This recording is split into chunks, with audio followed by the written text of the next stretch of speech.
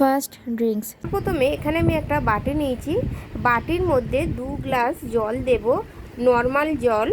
জলটা দিয়ে এর মধ্যে স্বাদ মতন চিনি দেব, যতটা চিনি প্রয়োজন হবে ঠিক ততটাই চিনি দেব।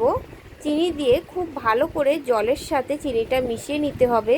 যতক্ষণ না জলের সাথে মিশে যায় ততক্ষণ নাড়াচাড়া করে নিতে হবে। আমি এখানে 4টে রসনার প্যাকেট নিয়েছি। প্যাকেটটা কেটে রসনাগুলো আমি জলের মধ্যে ঢেলে দেব। আর এটা খেতে অসাধারণ লাগে, খুব টেস্টি হয়। আপনারা এটা বাড়িতে একবার হলেও তৈরি করে দেখতে পারেন, বারবার খেতে ইচ্ছা করবে। আবারও আমি রসনাটা জলের সাথে খুব ভালো করে নাড়াচাড়া করে নেব। এখানে একটা প্লেটে আমি 3-4 চামচ নুন নিয়েছি, ডেকোরেট করে নেব আমি গ্লাসটা। দেখুন, একটু লেবু নিয়ে গ্লাসের ওপরটাতে গোল করে রসটা লাগিয়ে নেব, আর ওটা আমি নুনের মধ্যে চুবিয়ে নেব। দেখুন কতটা সুন্দর লাগছে, দেখতে খুবই ভালো লাগে। এটা শুধু দেখতে ভালোর জন্যই আমি করেছি।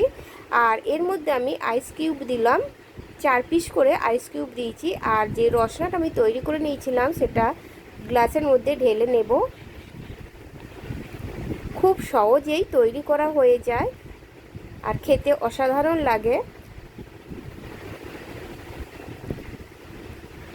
আমার রেসিপিটা ভালো লাগলে অবশ্যই চ্যানেলটা সাবস্ক্রাইব করবেন। প্লিজ বন্ধুরা কমেন্ট করে জানাবেন রেসিপিটা কেমন হলো। পাশে থাকার জন্য অনেক ধন্যবাদ। ভালো থাকবেন বন্ধুরা, সুস্থ থাকবেন। দেখা হবে আবার পরের রেসিপিতে। এবারে তৈরি করব দ্বিতীয় সামার ড্রিঙ্ক, চলুন দেখে নিই। প্রথমে এখানে একটা প্লেটে 4টে লেবু আর 4 চা চামচ চিনি নিয়েছি। একটা গ্লাসটা আমি নিয়েছি, গ্লাসটা ডেকোরেট করে নেব। হাফ লেবু নিয়ে আমি গ্লাসের 4 ধারে লেবুটা একটু লাগিয়ে দেব, দিয়ে গ্লাসটা চিনির মধ্যে দিয়ে হালকা করে ঘুরিয়ে নেব, যাতে চিনিটা গ্লাসের কানার মধ্যে লেগে যায় আর দেখতেও এটা ভালো লাগে।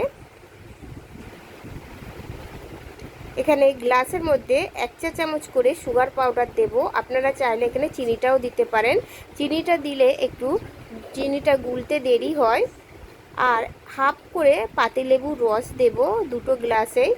2 টুকরো বরফ দেব। আর ফুড কালার নিয়েছি, এখানে আমি ফুড কালার প্রত্যেকটা গ্লাসে 3 ফোঁটা করে দেব। এই হাঁসফাঁস গরমে যদি এইরকমই একটা ঠান্ডা ঠান্ডা ড্রিঙ্ক থাকে, এর থেকে আর ভালো কিছু হয় না। আর খেতেও অসাধারণ লাগে এটা।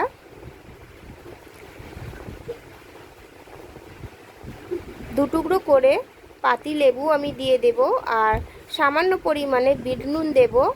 এখানে আমি একটা সোডা নিয়েছি, সোডার জল দিয়ে এটা আমি তৈরি করব। আপনারা চাইলে এটা ঠান্ডা ফ্রিজের জল দিয়েও তৈরি করতে পারেন। দেখুন কতটা সুন্দর লাগছে, কালারটা খুব সুন্দর এসছে আর খেতেও অসাধারণ লাগে। চামচ দিয়ে এটা খুব ভালো করে একটু নাড়াচাড়া করে নিতে হবে। খুব সহজেই তৈরি করা হয়ে যায়। মন চাইলেই আপনারা এটা বাড়িতে ঝটপট তৈরি করে নিতে পারবেন। গ্লাসের মধ্যে ডেকোরেট করার জন্য আমি 2 টুকরো লেবু আমি গ্লাসের মধ্যে দিয়ে দিলাম। তৈরি হয়ে গেছে আমার আজকের রেসিপি।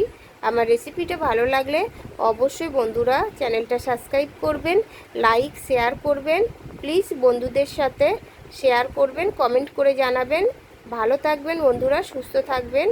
দেখা হবে আবার পরের রেসিপিতে। আমি সবসময় চেষ্টা করি আপনাদের কাছে এরকমই সহজ রেসিপি নিয়ে আসতে।